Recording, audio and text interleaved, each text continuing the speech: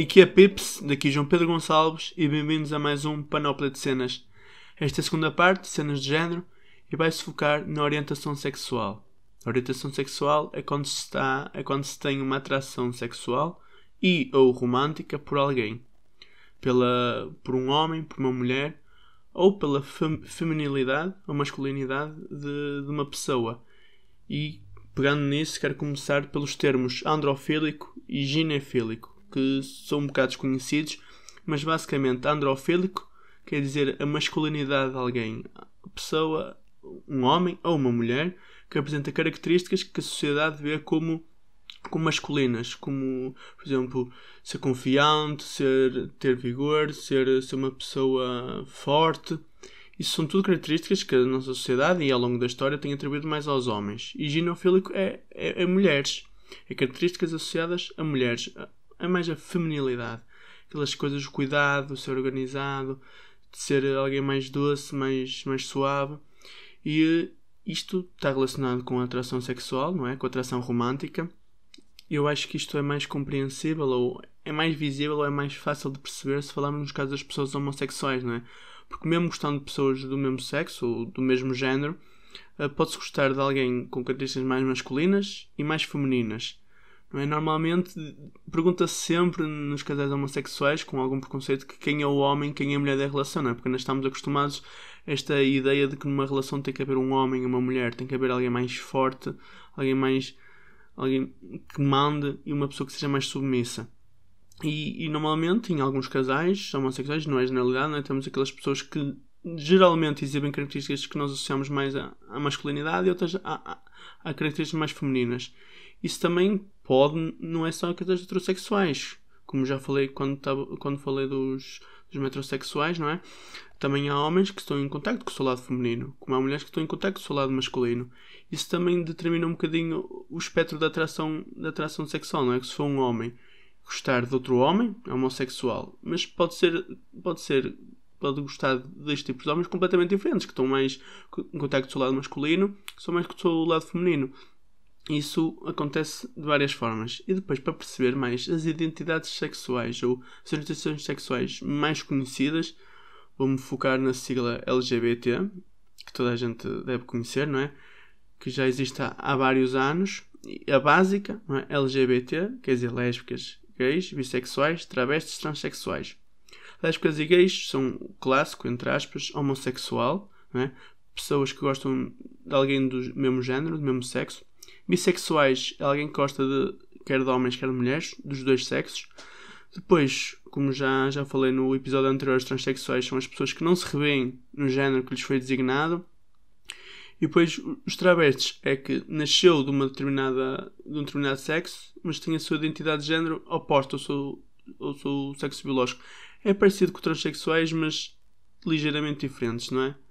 E depois, esta sigla LGBT tem evoluído, não é? De diversas formas, e todos os anos acrescenta-se qualquer coisa. E vamos focar numa que encontrei, que se calhar é mais inclusiva e é mais ampla, que é LGBT QQI CAPF2K+. Isto é, para além dos LGBT, não é? Leis, gays, bissexuais, transexuais e travestis, temos os queer, questionando, intersexo, que já falámos, curioso, assexual, pansexual, polissexual, familiares e amigos, two-spirit, que também já falei, e skink. Começando pelos queer, não é? Aquela pessoa que se identifica com todas as orientações sexuais que falei, mas não se encaixam só numa, ou seja, não querem ser rotulados de uma certa forma. Depois também temos os questionando, não é? Aquelas pessoas que ainda não sabem bem qual é a sua orientação sexual, ainda estão à procura, não é? Algumas pessoas têm, entre aspas, a sorte de saberem desde cedo o que são e o que querem, mas nem todas as pessoas são assim. O intersexo é aquilo que já falaram, não é? Que o genital é ambíguo e nem sempre e não se encaixa, não é? Nas definições tradicionais do sexo masculino e feminino. O curioso, acho que é explicativo, não é? Mas é alguém que tem a certeza do que é, mas, pensa que experimentar não tem mal nenhum, e não tem, não é? Que se calhar só experimentar certas coisas é que alguém pode ter a noção ou a certeza do que é. Uma pessoa assexual, alguém que não sente atração sexual por ninguém, ou seja, pode-se relacionar, pode ter relação, pode dar relação, pode namorar, pode casar, mas a componente sexual, o sexo, não faz parte do seu relacionamento. Depois os P's, tanto pode ser pansexual e polissexual. Pansexual é sente atraído por alguém, independentemente de género, seja masculino, feminino, quem se identifique com um, com os dois, com nenhum, sente-se atraído pela pessoa em si e não pelo género que ela expressa. O polissexual é parecido com o bissexual, mas sente atração por vários géneros, mas não todos. Eu sei que é um bocado confuso e pode parecer quase igual ao bissexual, mas enquanto bissexual significa basicamente que há dois sexos, que há dois géneros, homem e mulher, polissexual já prevê que existam mais, e, ou seja, é mais abrangente e se calhar é mais incisivo e identifica melhor certas pessoas. Depois os familiares e amigos. Esta comunidade LGBT identifica familiares e amigos como pessoas aliadas que podem ser heterossexuais, homossexuais, assexuais, polissexuais, curiosos, mas que o principal foco é defenderem e apoiarem a comunidade e serem parceiros.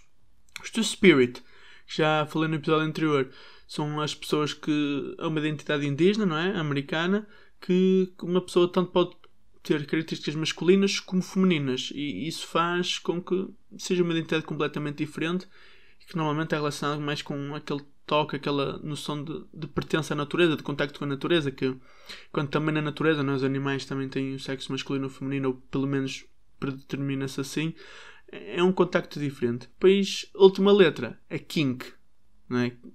Quer dizer fetiche, ou pessoas simplesmente com fetiche, que se inclui aqui porque também pode ser uma sexualidade, pelo menos foi o que eu encontrei e que esta expressão quer mais dizer.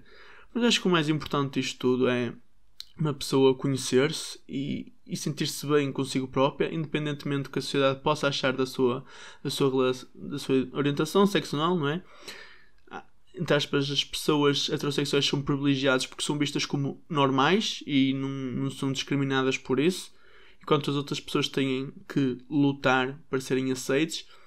E eu acho que grande parte, ou a primeira luta que algumas pessoas passam, e temos alguns países onde os transexuais e os homossexuais ainda são vistos como criminosos. Por exemplo, no Brasil é o país do mundo que mais mata transexuais. Nos países de origem muçulmana e arábica, que a homossexualidade ainda é um crime em muitos deles, a primeira luta, não é? É com eles próprios. É basicamente, se tu nasces e te dizem o que tu sentes por alguém que te faz de ti um criminoso, não te vais sentir bem com isso. E a primeira luta é a pessoa com ela própria, e depois é com a sociedade, com familiares e amigos, não é? Que não tendo o apoio dos amigos e dos familiares, por muitas vezes não adianta nos aceitarmos, depois não somos aceitos. Não todas as pessoas têm essa força mental. Mas o mais importante é, isto não é uma opinião, as orientações sexuais e as identificações de género não é uma opinião, é algo que as pessoas são, e compreendendo ou não compreendendo, há que aceitar e respeitar, podendo não compreender totalmente, não é? Por exemplo, temos aquele caso recente do Elliot Page, que agora, e tem que se chamar Elliot Page porque foi como ele se quer identificar, não é? Porque nós temos alcunhas entre amigos, e se conseguimos chamar alguém pelo nome que as pessoas querem, não é? Como uma alcunha ou algo assim mais amigável. Temos jogadores de futebol, não é? Como o Pepe e assim, tem uma alcunha, e se os reconhecemos por essa alcunha, acho que também, se alguém se quer ser chamado por um pronome diferente ou por um nome diferente, só temos que aceitar. E agora o Elliot Page, não é? Depois de revelar a sua mudança e assim, depois causou alguma confusão, que a mulher dele, agora eles vão entrar num processo de divórcio, não é? E isso, se calhar algumas pessoas no início pensaram que para a própria mulher, a ex-mulher, não é? Agora, pode ter feito um bocado de confusão, não é? Porque ela antes, entre aspas, era homossexual, agora já é... Será que já é heterossexual porque ele agora identifica-se como homem, logo ela deixou de ser homossexual? Isto é um tema que causa polémica, não é? Já nós vemos nos tempos dos nossos avós tentar-lhes passar estes termos todos, é um bocado complicado, mas cabe a nós, a nossa geração, respeitar pelo menos. E isto é importante falar, e espero que tenham percebido. Se tiverem alguma dúvida ou acharem que não é bem assim, devem falar comigo, não é? Pelo Instagram, ou também no canal do YouTube, onde vão ser postos os episódios, e também surgiram temas dentro disto. Eu vou querer abordar mais sobre a parte da sexualidade e do género e assim, mesmo na parte dos fetiches e das parafilias, que às vezes há uma desinformação grande e às vezes são só características das pessoas que não devem categorizar as pessoas. Pronto, esta foi a parte 2. Espero que tenham gostado. Bye bye, pessoal.